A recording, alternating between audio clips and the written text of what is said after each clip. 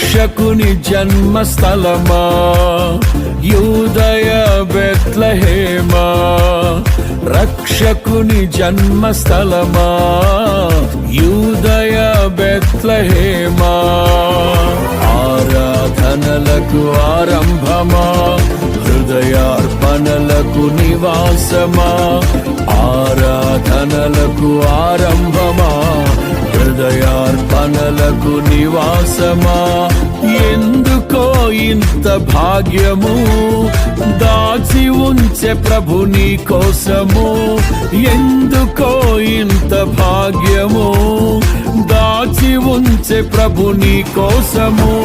స్తుతియు మహిమ ప్రభావము ఎల్లవేళల ప్రభుకే చెందును.